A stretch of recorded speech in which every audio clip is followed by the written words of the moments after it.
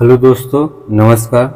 दीक्षा पीछे चैनल में आपका स्वागत है। आज हम आर के लिए इन्वायरमेंट का मतलब पर्यावरण का लेक्चर आज 3 देखेंगे। इसके बारे 2 लेक्चर हम पढ़ चुके हैं, ठीक है। तो आज जो हम तीसरा लेक्चर में जो चैप्टर देखेंगे भारत के रामसर स्थल देखेंगे, ठीक है।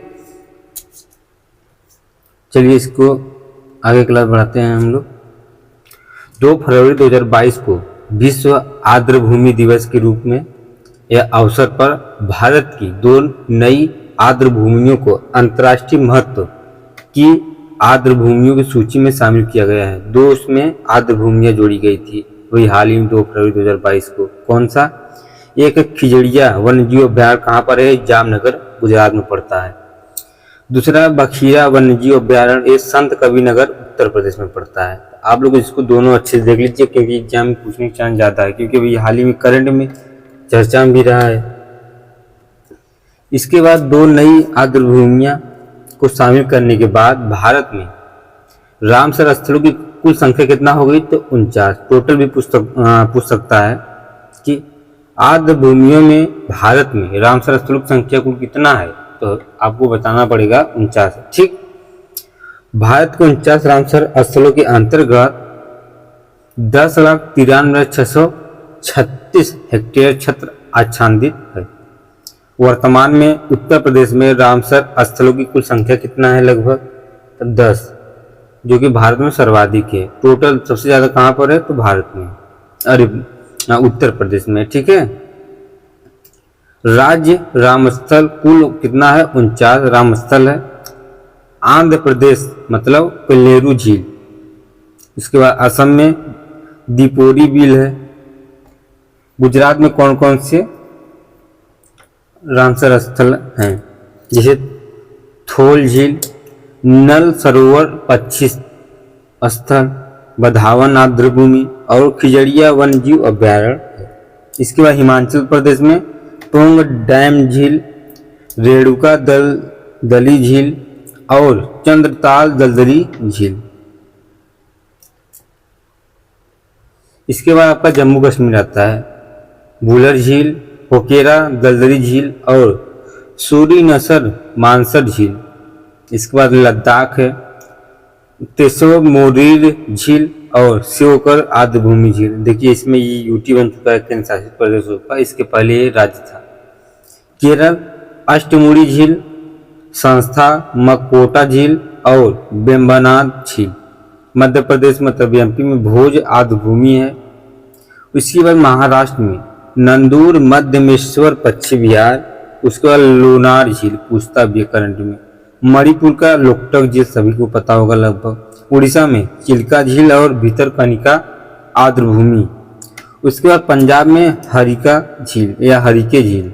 उसके बाद आगे इसमें कंजिली झील, रोपड़ झील, केशवपुरी अभियानी, नंगल वन्यजीव अभ्यारण्य। उसके बाद ब्यास संरक्षण रिजर्व। इसके बाद राजस्थान में सांभर झील, केवलादेव राष्ट्रीय उद्यान। उसके बाद तमिलनाडु में प्लाइंट कैलीमेर वन्यजीव एवं पक्षी अभ्यारण्य है। त्रिपुरा मतलब रुद्र सागर झील। उत्तर प्रदेश में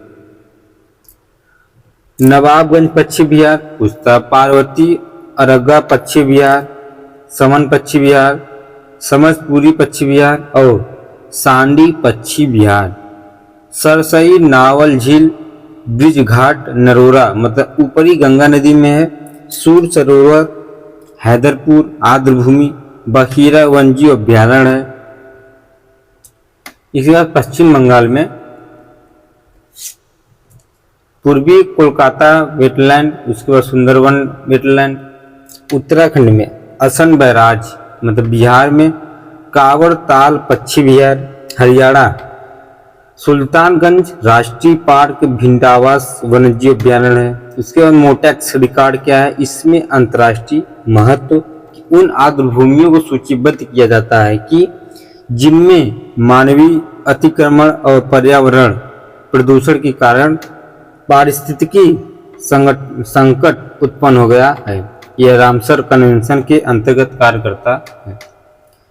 मोन्टेक्स रिकॉर्ड में शामिल भारत की आर्द्रभूमियों में पहला लोकटक झील मणिपुर में, केवलादेव राष्ट्रीय उद्यान कहाँ पर? राजस्थान में है। इसके बाद मैंग्रोव पारितंत्र क्या है? मैंग्रोव सामान्यतः वे वृक्ष होते हैं जो उष्णकटिबंधीय और उपोष्ण कटिबंधीय क्षेत्रों के तटों, ज्वारंधमुखों, ज्वारी क्रीक, पश्चजल, लैगून एवं पंख जमाओं में विकसित होते हैं। इसके बाद ऐसा समझना गलत है कि मैंग्रोव केवल खारे पानी में उग सकते हैं।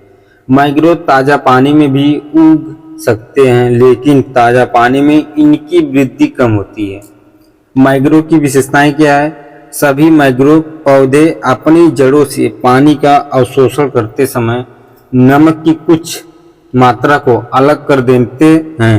कुछ पौधे पत्तियों की कोशिकाओं से अतिरिक्त नमक निकालते हैं। मैंग्रोव पौधे अस्थिर भूमि में उगते हैं। इनकी विलक्षण जड़ें इन्हीं तेज धाराओं में भी स्थायित्व प्रदान करती हैं। मैंग्रोव में विशेष श्वसन जड़ों का विकास होता है जो ऑक्सीजन CO2 आदान प्रदान करती है। ये जड़ें न्यूमेटोफोर्स कहलाती है। इसके बाद मैंग्रोव की कुल या कुछ प्रजातियां जो है जरायुजता का गुण पाया जाता है। इसमें भ्रूण का विकास की प्रक्रिया पेड़ से फलों के गिरने से पहले ही प्रारंभ हो जाता है।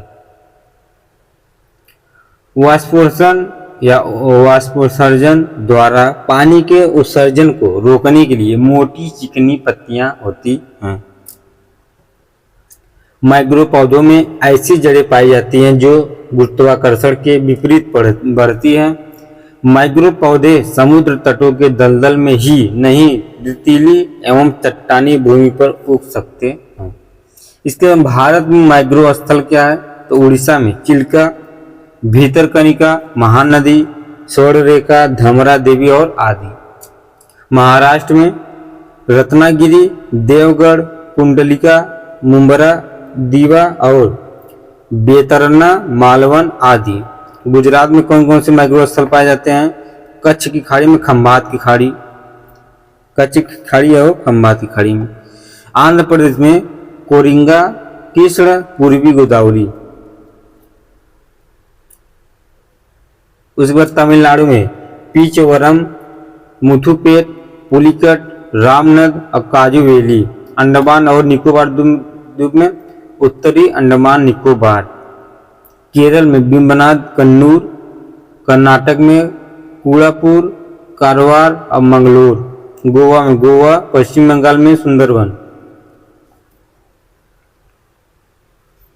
पारितंत्र की उत्पादकता क्या है? तो किसी पारितंत्र द्वारा इकाई समय में कार्बनिक पदार्थों की संचित मात्रा उसकी उत्पादकता या उत्पादकता स्थिर एक गतिशील प्रकार की होती है। उत्पादकता के प्रकार क्या है? प्राथमिक उत्पादकता उत्पादकों की प्रकाश संश्लेषण एवं रसायन संश्लेषण द्वारा संग्रहित और सौर ऊर्जा की दर को प्राथमिक उत्पादकता कहते हैं। प्राथमिक उत्पादकता को दो भागों में बांटा जा सकता है। सकल प्राथमिक उत्पादकता में यह प्रकाश संश्लेषण द्वारा प्राप्त कुल ऊर्जा होती है। अशुद्ध प्राथमिक उत्पादकता में यह वह ऊर्जा होती है जो श्वसन पौधों द्वारा में खर्च ऊर्जा को सफल अथवा कुल संचित ऊर्जा में से घटाने के बाद पौधों वनस्पतियों में संचलित रहती है। नोट में प्राथमिक उत्पादकता स्थिर प्रकार की होती है। द्वितीय उत्पादकता में यह उपभोक्ता स्तर पर ऊर्जा संग्रह की दर को व्यक्त करती है। यह उत्पादकता एक जीव से दूसरे जीव में गतिशील रहती है, अतः यह एक गतिशील प्रकार की उत्पादकता होती है। शुद्ध उत्पादकता क्या है? यह उत्पादकता किसी इकाई समय में शुद्ध प्राथमिक उत्पादन में विषम भोजियों द्वारा उपयुक्त ऊर्जा की मात्रा को घटाकर प्राप्त की जाती है। उत्पादकता का वितरण क्या क्या है? उच्च उत्पादकता वाले प्रदेश में जलोढ़ मैदान, आर्द्रवन प्रदेश, छिछले जलीय भाग एवं गहन कृषि वाले क्षेत्र हैं। मध्यम उत्पादकता वाले प्रदेश में घास स्थल, छिछली झीलें और कृषि प्रदेश। निम्न उत्पादकता वाले क्षेत्र में आर्कटिक एवं अंटार्कटिका प्रदेश, बंजर भूमि, मरुस्थल एवं गहरे समुदाय भाग। महाद्वीपीय भागों की उत्पादकता महासागरीय भागों से अधिक होती है। इसके बाद आपका आता है अगला टॉपिक, पोषण स्तर।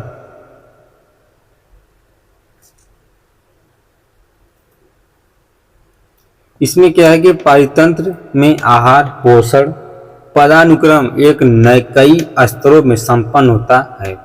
आहार के ये पदानुक्रम या विभिन्न स्तर जिनसे होकर ऊर्जा का आहार के माध्यम से गहन होता है वो पोषण स्तर कहते हैं। किसी भी आहार श्रृंखला में सामान्यतः 4 पोषण स्तर होते हैं। किसी भी आहार श्रृंखला में कम से कम 3 पोषण स्तर अवश्य होते हैं, किंतु किसी भी आहार श्रृंखला में 5 से अधिक पोषण स्तर नहीं हो सकते हैं। पहला पोषण स्तर क्या है? इसमें उत्पादक होते हैं, वनस्पति समूह हैं जो प्रकाश ऊर्जा का रूपांतरण रासायनिक ऊर्जा में करके आहार को प्राप्त करते हैं। इसे क्या कहते हैं? ये स्वपोषी होते हैं। अगला है दूसरा आपका पोषण स्तर।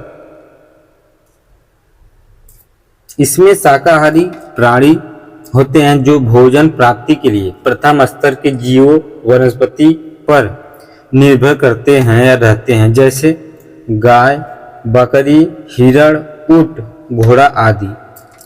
पोषण स्तर पर थर्ड वाला जो सिस्टम है इसका, जंतु अपने भोजन के लिए द्वितीय पोषण स्तर के शाकाहारी जीवों पर निर्भर रहते हैं। ये मांसाहारी होते हैं। इन्हें द्वितीयक उपभोक्ता भी कहा जाता है, जैसे शेर, चीता, बाघ, भालू, मेढक, घड़ियाल, सार्क, छिपकली, मकड़ी। और जो पोषक स्तर जो चौथा है आपका, इस पोषण स्तर में उन जीवों को शामिल किया जाता है जो निचले 3 पोषण स्तरों से अपना आहार प्राप्त करते हैं। चौथे पोषण स्तर में सर्वाहारी जीव एवं अपघटनकारी जीवों को शामिल किया जाता है, जैसे कुत्ता, मानव, जीवाणु एवं फंगस आदि। एक जो है आपका चौथे पोषण स्तर पे आते हैं। अगला है खाद्य श्रृंखला। पारितंत्र में पोषण एक वर्ग के जीवों से दूसरे वर्ग के जीवों में श्रृंखलाबद्ध प्रकार से स्थानांतरित होते हैं। इसी श्रृंखलाबद्ध पोषण स्थानांतरण को आहार या खाद्य श्रृंखला कहते हैं। खाद्य श्रृंखला में ऊर्जा का प्रवाह एक रेखीय होता है। पारितंत्र में ऊर्जा का प्रवाह प्राथमिक उत्पादकों से प्राथमिक उपभोक्ता शाकाहारी में और प्राथमिक उपभोक्ता से द्वितीयक उपभोक्ता मांसाहारी में तथा द्वितीयक उपभोक्ताओं से तृतीयक उपभोक्ताओं मांसाहारी और सर्वाहारी में होता है। इसके बाद आपका प्रमुख खाद्य श्रृंखलाएं क्या क्या? तो घास के मैदान। पारितंत्र खाद्य श्रृंखला में घास, टिड्डा, मेढक, सर्प और बाज। ये क्या है? घास के मैदान पारितंत्र श्रृंखला है। और तालाब का जो पारितंत्र खाद्य श्रृंखला है फाइटोप्लैंक्टन। इसके बाद छोटी मछली, बड़ी मछली और पक्षी। वन पारितंत्र खाद्य श्रृंखला क्या है? पौधे, चूहा, गिलहरी, बिल्ली, जंगली और कुत्ता। ठीक है। झाड़ियां जो है आपका खरगोश, भेड़िया, लकड़बग्घा, शेर, चीता और उसके बाद बिच्छ, बंदूर, लंगूर और तेंदुआ है। इसके बाद खाद्य जाल क्या है? खाद्य श्रृंखला में पारितंत्र पर होने वाले खाद्य अथवा ऊर्जा का प्रवाह एक सीधा एवं सरल प्रतीत होता है, परंतु वास्तव में पारितंत्र में यह ऊर्जा प्रवाह सीधा एवं सरल न होकर एक जाल के रूप में होता है।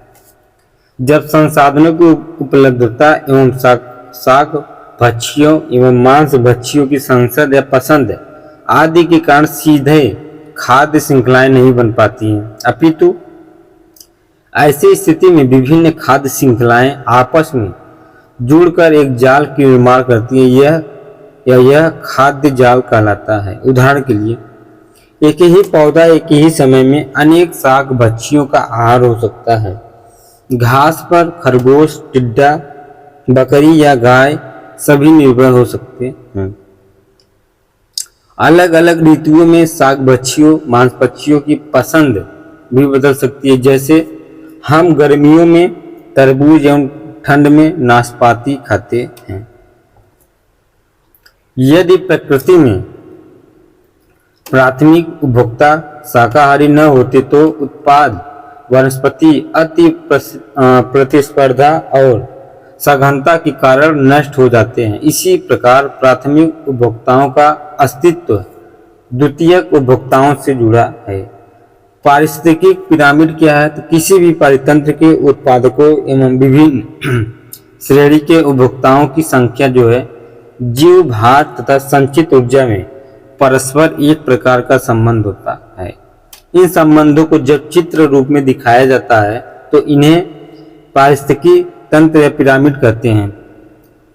पारिस्थितिकी पिरामिड मुख्य रूप से 3 प्रकार के होते हैं: जीव संख्या का पिरामिड, जीव भार का पिरामिड और संचित ऊर्जा का पिरामिड होता है। पहला इसमें है जीव संख्या का पिरामिड। इसमें क्या है? तो इसमें प्राथमिक उत्पादकों और विभिन्न स्तर के उपभोक्ताओं की संख्या के बीच का संबंध दर्शाया जाता है।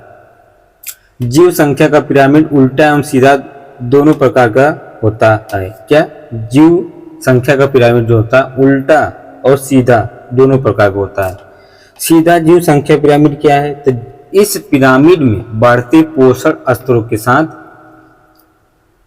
जीवों की संख्या में अत्यधिक कमी होती जाती है। वही पिरामिड आधार पर अत्यधिक चौड़ा और शीर्ष पर निकूला हो जाता है।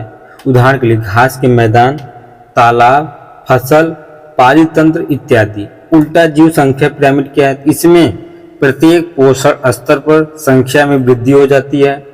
यह पिरामिड आधार पर नुकीला तथा शीर्ष पर बहुत चौड़ा होता है।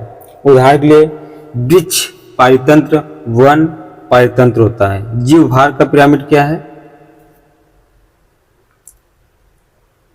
तो पारितंत्र में खाद्य श्रृंखला तथा खाद्य जाल के सभी पोषण स्तरों पर भंडारित समस्त जीवों में सकल भार के प्रदर्शन तथा अध्ययन के लिए बायोमास पिरामिड का प्रयोग किया जाता है। यह सीधा एक उल्टा दोनों प्रकार का होता है। इसमें संख्या के स्थान पर उसके सकल भार को सम्मिलित किया जाता है। पिरामिड को निर्धारित करने के लिए प्रायः प्रत्येक पोषण स्तर पर मौजूद समस्त जीवों को एकत्रित कर उनके शुष्क भार का मापन किया जाता है। सीधा बायोमास पिरामिड क्या है? तो इसका आधार उत्पादकों का एक शीर्ष पर लघु पोषण स्तर होता है। उल्टा बायोमास पिरामिड क्या है? तो जलीय पारितंत्र में बायोमास का पिरामिड उल्टा हो सकता है क्योंकि जलीय पारितंत्र के उत्पादक संख्या में अधिक होते हैं किंतु जीवभार में कम होते हैं। इस पिरामिड में किसी भी समय उपभोक्ता का बायोमास प्राथमिक उत्पादक के बायोमास से अधिक होता है। ऊर्जा का पिरामिड क्या है? तो यह ऊष्मा गतिकी के नियमों का पालन करता है। इसके द्वारा एक पोषण स्तर से दूसरे पोषण स्तर पर स्थानांतरित होने वाली ऊर्जा को दिखाया जाता है। इसमें जीव संख्या या जीव भार पर ध्यान नहीं दिया जाता है। यह सदैव सीधा बनता है क्योंकि उत्पादक प्रथम पोषण स्तर में सर्वाधिक ऊर्जा उपस्थित रहती है। अन्य मतलब प्रत्येक स्तर में उसके पहले पोषण स्तर की ऊर्जा का मात्र 10% ही स्थानांतरण होता है। इसके बाद ऊर्जा स्थानांतरण का 10% नियम क्या है? तो वर्ष 1942 में लिंडेमान ने इस नियम का प्रतिपादन किया था। इस नियम के अनुसार जब हम एक पोषण स्तर से दूसरे पोषण स्तर की ओर बढ़ते हैं तो ऊर्जा की मात्रा में धीरे धीरे कमी हो जाती है। एक पोषण स्तर से दूसरे पोषण स्तर में मात्र 10% ऊर्जा की स्थानांतरित होती है। इस नियम के अनुसार पारितंत्र में ऊर्जा का प्रवाह एक दिवसीय होता है। इसके बाद पारितंत्र में पदार्थों का संचरण क्या है? जैव भू रासायनिक चक्र में पोषक तत्वों का महत्वपूर्ण लघु एवं दीर्घ तत्वों के जैविक से अजैविक या अजैविक से जैविक घटकों में गति के फलस्वरूप पारिस्थितिकी तंत्र में होने वाले पोषक तत्वों के प्रवाह की प्रक्रिया जैव भू रासायनिक चक्र कहलाती है। पारितंत्र में पोषक स्तर कभी समाप्त नहीं होते हैं, बल्कि ये बार बार पुनः चक्रित होते रहते हैं। एक पारितंत्र के विभिन्न घटकों के माध्यम से पोषक तत्वों की गतिशीलता को पोषक चक्र कहलाता है। देखिए इसमें पोषक के चक्र के प्रकार को उठे हैं, ठीक है। इसमें एक पोषक चक्र में एक गैसीय चक्र होता है, एक अवसादी चक्र होता है। अब गैसीय चक्र में कौन कौन से होते हैं? जल चक्र, कार्बन चक्र, ऑक्सीजन चक्र और नाइट्रोजन चक्र। वही अवसादी चक्र में क्या है? तो कैल्शियम चक्र, फास्फोरस और सल्फर चक्र, ठीक है। इसमें जो हम लोग पहला देखेंगे आपका जल चक्र।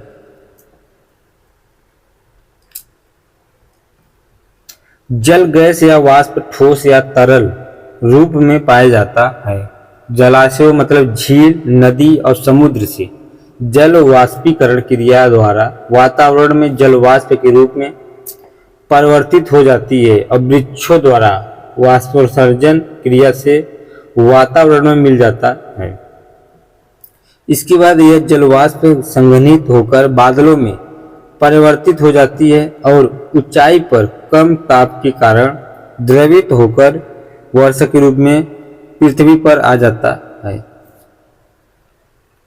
यह वर्षा जल भूमि द्वारा सोख कर अथवा वह कर पुनः नदी, झील और समुद्र में पहुंच जाता है। यही चक्रीय क्रम जल चक्र कहलाता है। पृथ्वी पर उपस्थित स्वच्छ जल की मात्रा क्या है?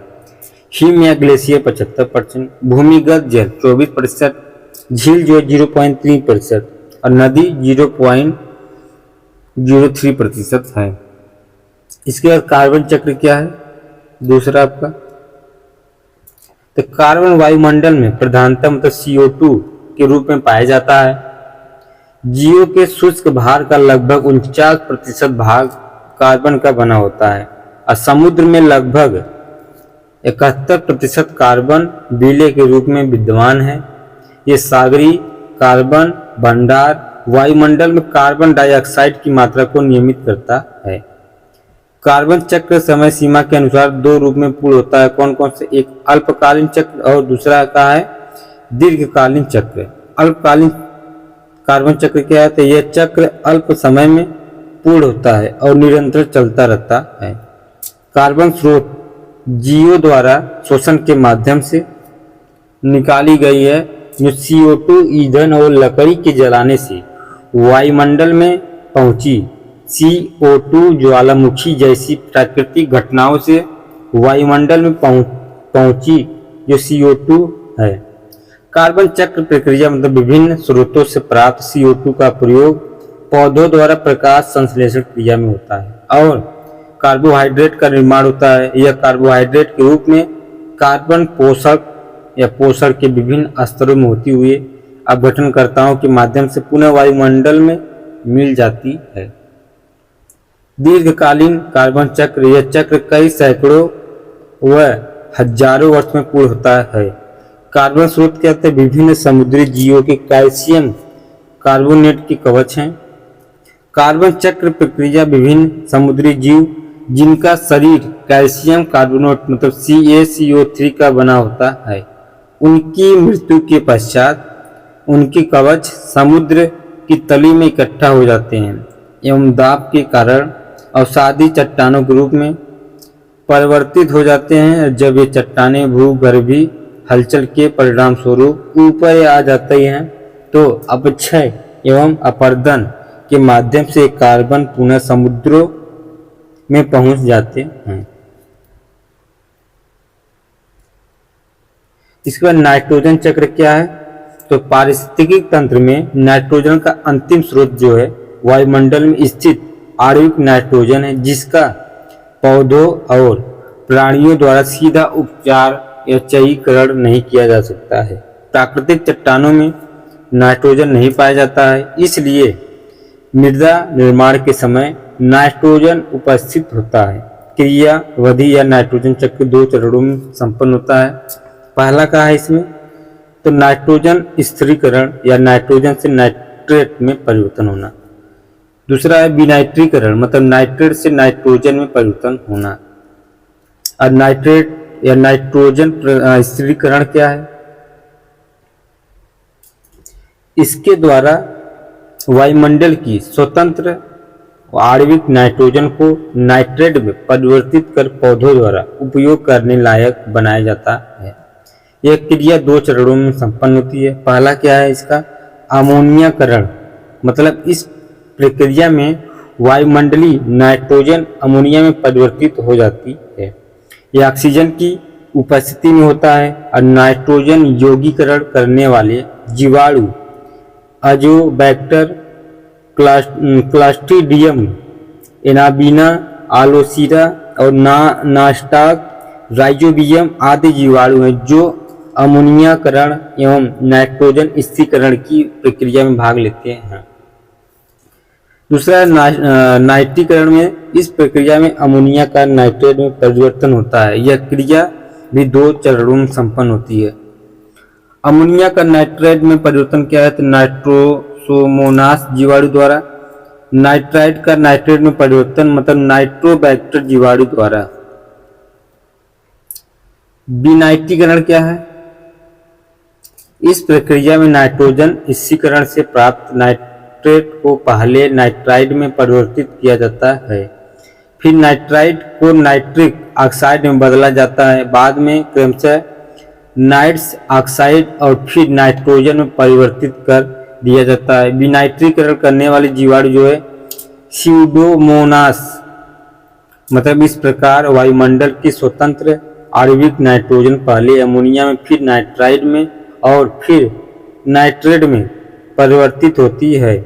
विनाइट्रीकरण की प्रक्रिया में यह नाइट्रेट पहले नाइट्राइड में फिर नाइट्रिक ऑक्साइड में और उसके बाद नाइट्रस ऑक्साइड में और अंततः नाइट्रोजन में परिवर्तित होकर पुनः वायुमंडल में पहुंच जाता है। इसके बाद फास्फोरस क्या है चक्र, फास्फोरस का प्राकृतिक भंडार चट्टानों में है जो कि फास्फेट के रूप में फास्फोरस से को वंचित किए हुए हैं। जब चट्टानों का क्षय होता है तो थोड़ी मात्रा में ये फास्फेट भूमि पर जल में घुल जाते हैं एवं पादपों की जड़ों द्वारा अवशोषित कर लिए जाते हैं। यह शाकाहारी एवं अन्य जानवर इन तत्वों को पौधे से प्राप्त करते हैं। कचरा उत्पादों एवं मृत जीवों को फास्फोरस विलयक जीवाणुओं द्वारा अपघटित करने पर फास्फोरस मुक्त होता है, यह पुनः मृदा में मिल जाता है। फास्फोरस चक्र 3 माध्यमों से अलग अलग पूर्ण होता है। इन माध्यमों में वायु, जल एवं स्थल शामिल है। कैल्शियम चक्र क्या है, तो महासागरों में कैल्शियम जल में घुला रहता है। यह जलीय जीव एवं कैल्शियम का उपयोग अपने कवच बनाने के लिए करते हैं। जलीय जीवों की मृत्यु के पश्चात उनके कवच समुद्री की तली में जमा हो जाते हैं। जब कभी भूगर्भिक हलचल होती है तो ये कैल्शियम एक परिवर्तन के रूप में बदल जाती है तथा पुनः अपक्षय एवं अपरदन द्वारा यह कैल्शियम समुद्र के जल में मिल जाती है। मृदा द्वारा मृदा में उपस्थित कैल्शियम को वृक्षों की जड़ों द्वारा अवशोषित किया जाता है। अब पौधों से यह शाकाहारी जीवों एवं अन्य पोषण स्तरों से होता है। कुछ अपघटनकर्ता जो है आपका तक पहुंच जाता है। अपघटनकर्ता जीवों के मृत शरीर पर वनस्पतियों के एक टुकड़े को अपघटित किया जाता है और कैल्शियम को पुनः मृदा में विलीन कर देते हैं। इसके बाद सल्फर चक्र क्या है, सल्फर प्रोटीन का एक महत्वपूर्ण घटक है। यह गैसीय और अवसादी दोनों चक्रों में पाया जाता है। सल्फर चक्र 2 प्रकार के अलग अलग माध्यम से पूर्ण होता है। पहला है वायुमंडल में, दूसरा है स्थलीय पारतंत्र में। वायुमंडल में क्या है, तो जिसे गंधक सल्फर के स्रोत हैं, ज्वालामुखी, जीवाश्म दहन, महासागरीय सतहों का विघटन सभी स्रोतों में गैसीय यौगिकों के रूप में उपस्थित है। वायुमंडल में विद्यमान गैसों वर्षा जल क्रिया कर विभिन्न अम्ल एवं अन्य यौगिक के रूप में जमीन तक पहुंचती है तथा विभिन्न जीवाणुओं द्वारा एवं अपर्दन और अपक्षय द्वारा पुनः वायु में मिल जाती है। स्थलीय पारतंत्र में क्या है, तो मृदा में उपस्थित सल्फर को अवशोषित कर पौधे अमीनो अम्ल का निर्माण करते हैं, जो पौधों में प्रोटीन के रूप में समाहित हो जाता है। अब पौधों से यह प्रोटीन शाकाहारी एवं मांसाहारी तक पहुंचती है। उपभोक्ताओं और उत्पादकों के मृत शरीर पर वनस्पति को अपघटित करते हैं। यहाँ से सल्फर निकलकर पुनः मृदा, तालाबों, झीलों एवं समुद्र की तली में पहुंच जाता है या जाती है। अगला चैप्टर जो है आपका जैविक संबंध है आपका, ठीक है, बायोटिक रिलेशंस। इसमें हम लोग देखेंगे कि जैविक समुदायों में पौधे, जंतुओं और सूक्ष्म जीवों के समुदाय ऊर्जा, संसाधन और स्थान के लिए एक दूसरे से अंतः क्रियाएं करते रहते हैं। सभी जीव पारतंत्र के सफल संचालन में तथा ऊर्जा के प्रवाह पोषक तत्वों के चक्रण में भूमि या भूमिका निभाते हैं।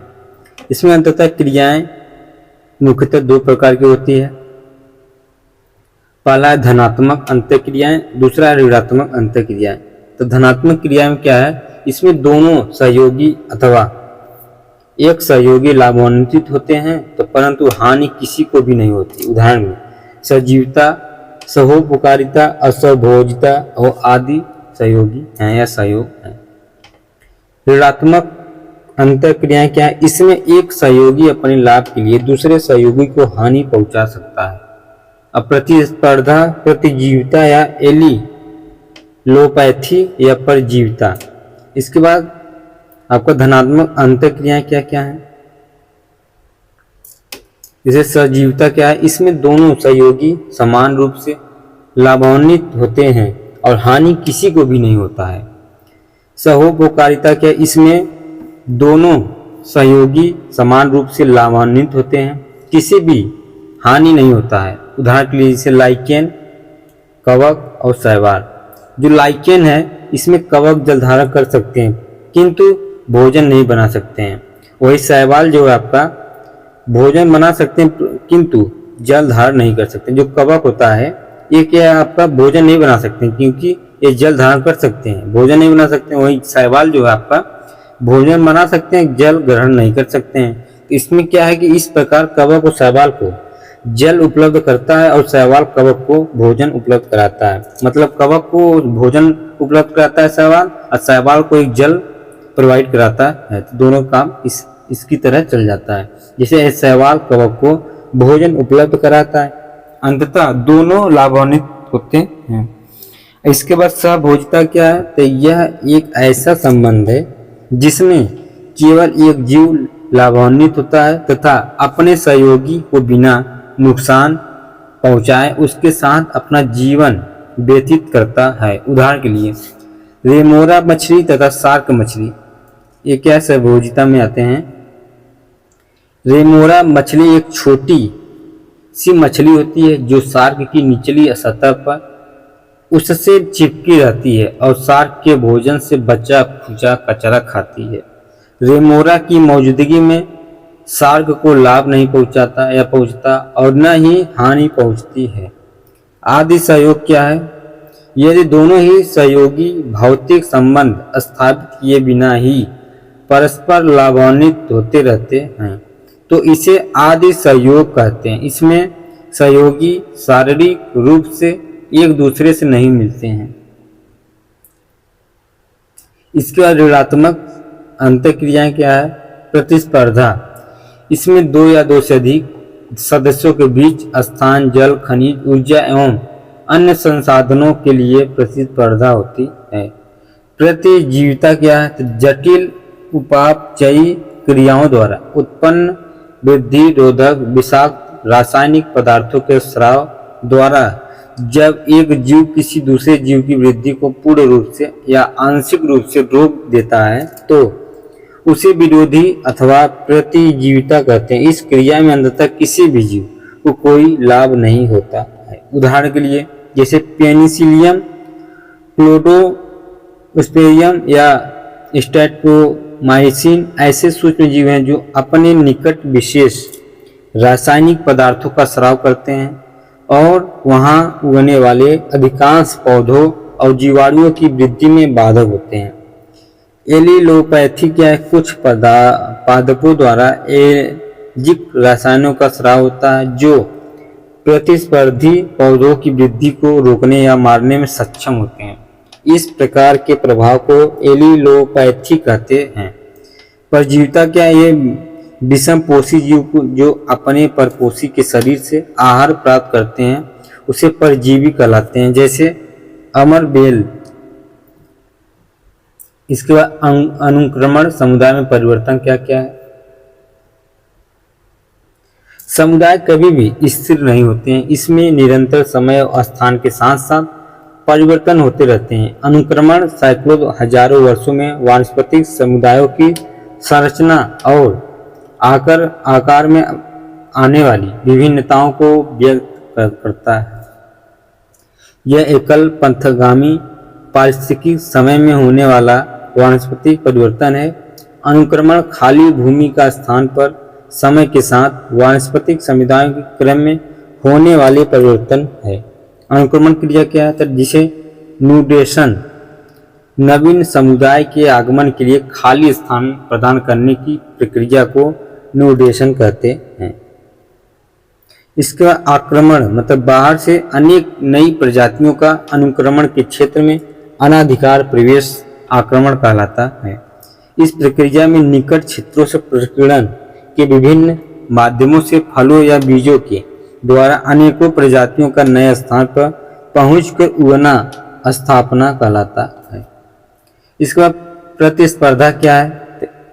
प्रतिस्पर्धा जो है एकत्रीकरण के फलस्वरूप संसाधन और स्थान दोनों ही कम पड़ने लगते हैं। इसके कारण अंतर्जातीय और अंतर्जातीय स्पर्धा प्रतियोगिताएं शीघ्र ही प्रकट होने लगती हैं। डार्विन के सिद्धांत जीवन के लिए संघर्ष है और योग्यता या योग्यतम की उत्तरजीविता में केवल वही प्रतियोगी सफल होते हैं जो सभी प्रकार स्वस्थ और योग्य हो। आक्रामक सदैव ही वहां उगने वाले समुदाय से अधिक योग्य होते हैं। प्रतिक्रिया क्या है? पादप समुदाय और पर्यावरण एक दूसरे से पदार्थों के आदान प्रदान के समय प्रतिक्रिया व्यक्त करते हैं। चरम व्यवस्था क्या है? अनुक्रमण की क्रिया में सबसे अंत में चरम अवस्था प्राप्त होती है।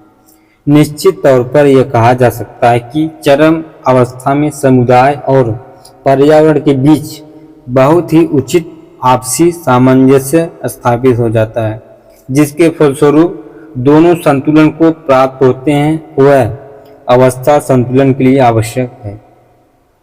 ठीक है, तो दोस्तों आज हम यही वीडियो समाप्त करने जा रहे हैं। ठीक है, और अगले वीडियो में अगला चैप्टर लाएंगे हम।